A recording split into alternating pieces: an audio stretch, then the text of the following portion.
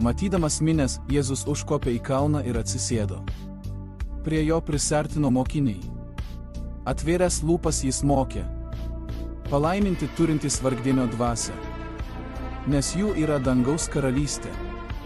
Palaiminti liūdintys, nes jie bus paguosti. Palaiminti romieji, jie paveldės žemę. Palaiminti alkstantys ir trokštantys teisumo, jie bus pasotinti. Palaiminti gailestingieji, jie susilauks gailestingumo. Palaiminti tyraširdžiai, jie regės Dievą. Palaiminti taikdariai, jie bus vadinami Dievo vaikais. Palaiminti persekiojami dėl teisumo, jų yra dangaus karalystė. Palaiminti jūs, kai dėl manęs esate niekinami ir persekiojami bei meluojant visaip šmeižiami. Būkite linksmi ir džiūgaukite, nes jūsų laukia gausus atlygis danguje. Juk lygiai taip kadaise buvo persekiojami ir pranašai. Jūs žemės druska. Jei druska netektų sūrumo, kuogi ją reikėtų pasūdyti?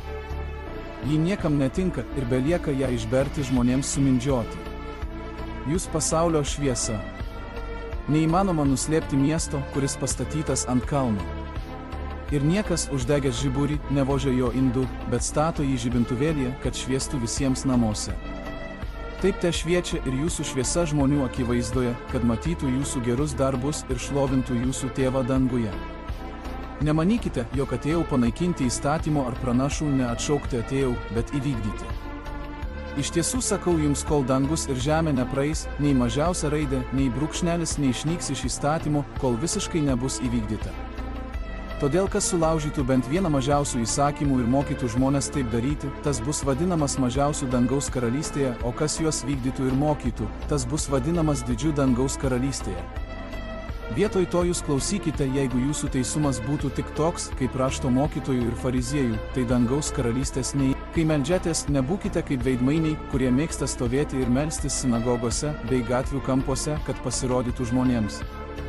Iš tiesų sakau jums, jie jau gauna savo atlygį. O tu, kai meldiesi, eik į savo kambarėlį, uždaryk duris ir melskis savo tėvui, kuris yra slaptoje. Ir tavo tėvas, kuris mato slaptoje, tau atlygins. Melsdamiesi nekalbėkite tuščiai kaip pagonys. Jie mano, kad bus išklausyti dėl savo žodžių gausos. Nesekite jų pavyzdžių, nes jūsų tėvas žino, ko jums reikia, dar prieš jums jį prašant. Jei atleisite žmonėms jų nusižengimus, ir jūsų dangiškasis tėvas jums atleis. O jei neatleisite žmonėms, ir jūsų tėvas neatleis jums jūsų nusižengimų. Kai pasninkaujate, nebūkite paniurę kaip veidmainiai. Jie nuleidžia galvas, kad žmonės matytų jų pasninką. Iš tiesų sakau jums, jie jau gauna savo atlygį. Tu, kai pasninkauji, patepk savo galvą ir nusiplauk veidą, kad tavo pasninkas nebūtų matomas žmonėms, bet tavo tėvui, kuris yra slaptoje. Ir tavo tėvas, kuris mato slaptoje, tau atlygins. Nekraukite savo lobių žemėje, kur kandys ir rūdys naikina ir vagys įsilaužia bei vagia. Kraukite savo lobius danguje, kur nei kandys, nei rūdys nenaikina ir kur vagys neįsilaužia ir nevagia. Kur tavo lobis, ten ir tavo širdis. Kūno žiburys yra akis.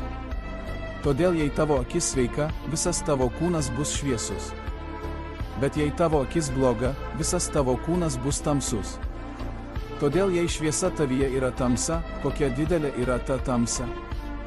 Niekas negali tarnauti dviem šeimininkams, arba jis vieno nekęs, o kitą mylės, arba vieno laikysis, o kitą niekins.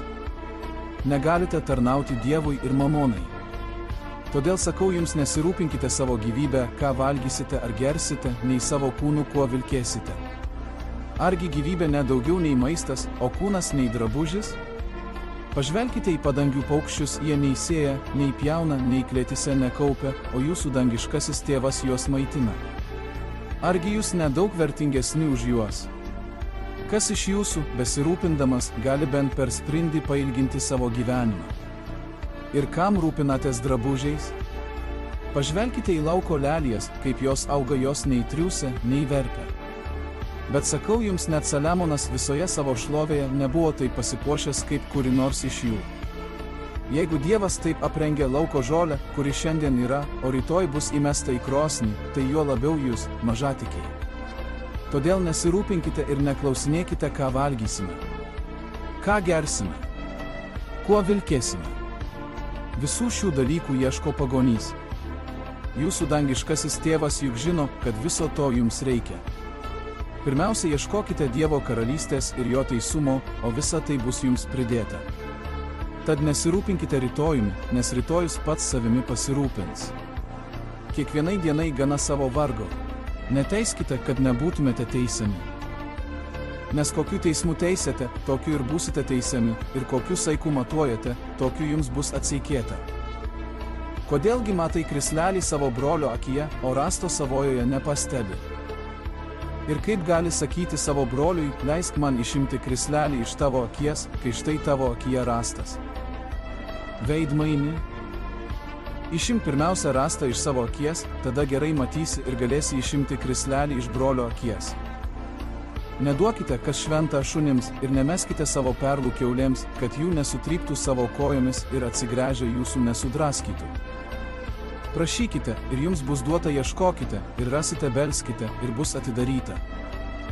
Kiekvienas, kas prašo, gauna, kas ieško, randa, o beldžiančiam bus atidaryta. Argi kas iš jūsų žmogus, kuris duotų sūnui akmenį, kai šis prašo duonos? Arba jei jis prašo žuvies, duotų jam gyvatę? Jei tad jūs, būdami blogi, mokate savo vaikams duoti gerų dovanų, tai juo labiau jūsų tėvas, esantis danguje, duos gerą tiems, kurie jo prašo. Tad visa, ko norite, kad jums darytų žmonės, ir jūs patys jiems darykite. Nes tai yra įstatymas ir pranašai. Įeikite pro siaurus vartus. Platus yra vartai ir erdvus kelias, vedantis į pražūtį, ir daug yra tų, kurie juo eina. O siauri yra vartai ir ankštas kelias, vedantis į gyvenimą, ir mažai yra tų, kurie jį atranda. Saugokitės netikrų pranašų, kurie ateina pas jūs vilkėdami avies kailių, o viduje yra plėšrūs vilkai. Iš jų vaisių juos pažinsite. Argi skinama vynuogių nuo erškėčių arba figų nuo usnių? Taip kiekvienas geras medis veda gerus vaisius, o blogas medis veda blogus vaisius. Geras medis negali vesti blogų vaisių, kaip ir blogas medis gerų vaisių. Kiekvienas medis, kuris neveda gerų vaisių, nukertamas ir įmetamas į ugnį. Tad iš jų vaisių juos pažinsite. Ne kiekvienas, kuris man sako viešpatie, viešpatie, įeis į dangaus karalystę, bet tik tas, kuris vykdo mano dangiškojo tėvo valią. Daug kas tą dieną man sakys viešpatie, viešpatie, argi mes tavo vardu nepranašavome, tavo vardu neišvarinėjome demonų, tavo vardu nedarėme daugybės stebuklų. Ir tuomet aš jiems pasakysiu, aš jūsų niekada nepažinojau. Pasitraukite nuo manęs, jūs, kurie darote nedorybę. Todėl kiekvienas, kuris klausosi šių mano žodžių ir juos vykdo, panašus į išmintingą žmogų, pasistačiusi namą ant uolos. Prapliupo lietus, pakilo upės, pūtė vėjai ir atsimušė į tą namą, bet jis nesugriuvo, nes buvo pastatytas ant uolos. O kiekvienas, kuris klausosi šių mano žodžių ir jų nevykdo, panašus į kvailą žmogų, pasistačiusi namą ant smėlio. Prapliupo lietus, pakilo upės, pūtė vėjai ir atsimušė į tą namą ir jis sugriuvo. Ir jo griuvimas buvo didelis.